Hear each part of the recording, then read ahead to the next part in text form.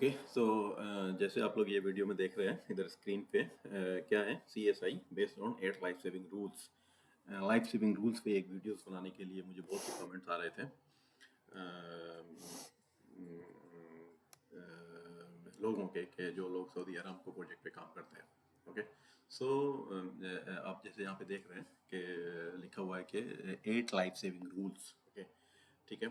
इसको डिटेल जाने के पहले मैं आप लोगों को ये बता दूं कि जो भी safety officers, safety supervisor, safety inspector, safety managers जो सऊदी अरामको प्रोजेक्ट पे कंस्ट्रक्शन साइट पे स्पेशली या फिर मेंटेनेंस में अगर इन्वॉल्व हैं तो वहाँ पे ये CSI ये LPD इंस्पेक्शन की मैंडेटरी रिक्वायरमेंट है। और एरिया LPD आइदर डेली और 2 दिन पे, 4 दिन पे, एक हफ्ते पे विजिट करेंगे उधर। उनके पास एक चेकलिस्ट होती है जो ये 8 लाइफ सेविंग रूल्स पे बेस्ड होता है और वो आके एक एक चीज़ चेक करते हैं जो एक्टिविटीज़ आपकी हो रही है। अगर नहीं है तो वो उसको नॉट अप्लीकेबल करके और फिर वो एक स्कोरिंग करते हैं जो मंथली आपकी कंपनीज में जाती है।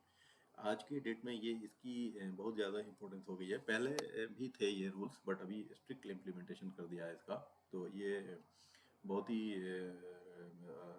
ज़्यादा इसकी बारे में जानने की ज़रूरत है जो safety staff specially Saudi Aramco project पे जो लोग काम कर रहे हैं। ओके सो क्या हुआ है एक्चुअली सऊदी अरामको ने जो बेसिक जो रिक्वायरमेंट होती है सेफ्टी की, वर्कर को प्रोटेक्ट करती है जिससे ज़्यादा इंसिडेंट्स वगैरह होते हैं, उसको उन्होंने बेसिक रिक्वायरमेंट को मिनिमाइज करके ये 8 जगह इन्होंने बना दिए, 8 रूल्स बना दिए हैं।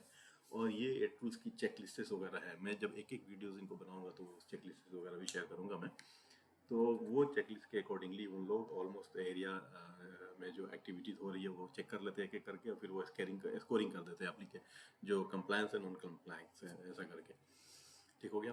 तो अब इंटरव्यू वगैरह के लिए स्पेशली जाते हैं तो पूछेगा आपसे CSI स्कोर के बारे में आप क्या जानते हो, बेसिक से लाइफ सेविंग रूल्स क्या है, 8 लाइफ सेविंग रूल्स क्या है, उसको आप कैसे मैनेज करोगे। ओके तो आप अगर सेफ्टी ऑफिसर्स हैं, आप साइट पे हैं, तो आपको इस बेसिक रिक्वायरमेंट के बारे में पता होना चाहिए और एटलीस्ट ये सारी चीज़ें प्रॉपर इम्प्लीमेंटेड होने चाहिए। और जब ALPD area loss prevention department के बंदे उधर आएंगे तो वो अपने प्रॉपर उनको बताना पड़ेगा कि ये चीज़ें हमने यहाँ पे की हुई हैं। ओके जब फर्स्ट आता है उसमें वर्क परमिट, जैसे आप लोगों को मालूम ही होगा वर्क परमिट की क्या क्या रिक्वायरमेंट्स हैं।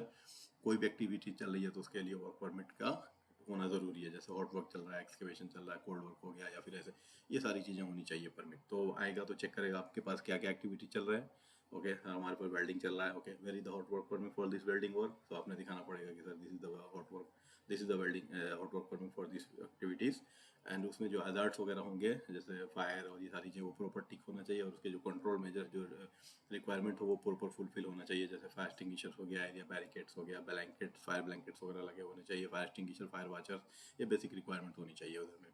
ठीक हो गया। ये सारे चेक करके और टिक करके एक एक करके चेक कर लेना है। सेम आइसोलेशन अगर मैकेनिकल पाइपिंग्स और या फिर कोई ऐसी भी इलेक्ट्रिकल इक्विपमेंट जिसमें आइसोलेट करने की जरूरत है, प्रॉपर आइसोलेट होना चाहिए, उसकी परमिट होनी चाहिए। उसके बाद है कन्फाइंड स्पेस, कोई भी ऐसा जगह, the area which is not made for human occupancy is called confined space. तो अपने वो देखना है, जैसे एक्सकेवेशन है मोर देन 1.2 मीटर्स है तो वो उसका एक्सकेवेशन का के अंदर एंट्री की परमिट होनी चाहिए और काम की परमिट अलग से होनी चाहिए, वर्क परमिट अलग से होनी चाहिए, hot work, cold work etcetera जो भी है। और पाइप्स हो गया, वेसल्स हो गया, ये जितने भी चीज़ें हैं जो जितने भी एरिया है जो कन्फाइंड स्पेस है उसकी परमिट होनी चाहिए, वो एक एक करके चेक कर लेते हैं ये लोग। फॉल प्रोटेक्शंस सभी को मालूम है 1.8 मीटर से ज़्यादा सऊदी अरामको प्रोजेक्ट पे फुल बॉडी हार्नेस चाहिए with 100% tie up with anchor point, life line, ये सारी चीज़ें अवेलेबल होनी चाहिए।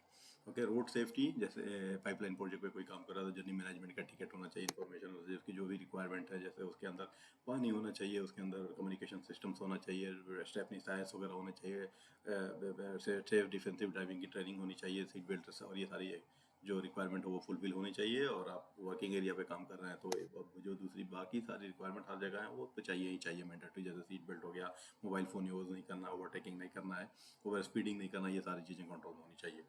एक्सकेवेशंस तो जैसे पहले मैंने बता दिया कि 1.8 मीटर से 1.2 मीटर से ज़्यादा है तो उसके अंदर कन्फाइंड स्पेस आएगा। लेकिन अगर आपने एक्सकेवेशन किया हुआ है और उसके अंदर बंदे जाके काम करने हैं तो वो एक्सकेवेशन भी प्रोटेक्टेड होना चाहिए, उसमें प्रॉपर स्लोप मेंटेन होना चाहिए, या तो शोरिंग या बेंचिंग ये स्टैंडर्ड फॉलो हुआ होना चाहिए, बैरिकेड्स होना चाहिए, लाइटिंग्स वगैरह होनी चाहिए।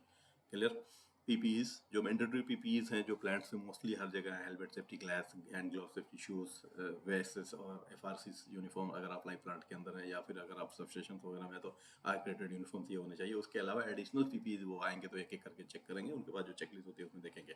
तो जैसे आपने वेल्डर्स वेल्डिंग कर रहे हैं तो उनके पास 5 I think 4-5 extra additional PPE चाहिए, जैसे लेदर अप्रॉन चाहिए, लेदर ग्लव्स चाहिए और रेस्पिरेटरी मास्क चाहिए, उसको वेल्डिंग बूट चाहिए। ये सारी चीज़ें एडिशनल चेक करेंगे, उनको फेस शील्ड वगैरह ये सारा होना चाहिए ग्राइंडिंग वगैरह करने के टाइम में। और डेंजर जोन इज लास्ट है, इसमें बहुत सारी चीज़ें आ जा रही हैं। जैसे कोई भी बंदा सस्पेंडेड लोड के अंदर खड़ा के नीचे खड़ा नहीं हो, जैसे ये पिक्चर्स में आप देख रहे हैं, या कोई भी ऐसे अपने हाथ को कहीं ऐसी जगह नहीं डाला हो जहाँ पे पिंच पॉइंट हो, या अपने आप को पोजिशनिंग इस जगह पे नहीं किया हो जहाँ पे लाइन ऑफ फायर हो, या ब्लाइंड स्पॉट पे अपने आप को पोजिशनिंग नहीं किया हो, एक्सेस प्रॉपर नहीं हो एरिया में, हाउस कीपिंग नहीं हो प्रॉपर, ये सारे डेंजर जोन में आ जाएंगे। डेंजर जोन ज़्यादा टॉपिक है, इसका मैं एक एक चेकलिस्ट नेक्स्ट वीडियोस में मैं बता दूंगा। तो ये जो बेसिक मैं शॉर्ट में अभी आप लोगों को बता दिया हूँ, क्योंकि बहुत सारे कमेंट्स मुझे आ रहे थे इसके बारे में डिटेल बताने के लिए। तो ये बेसिक्स आपने ये फॉलो करने हैं, और जब ALPD एरिया लॉस प्रिवेंशन आपके एरिया में आएगा तो उसको आपने एक एक चीज़ एक्सप्लेन करना है। Okay, thank you.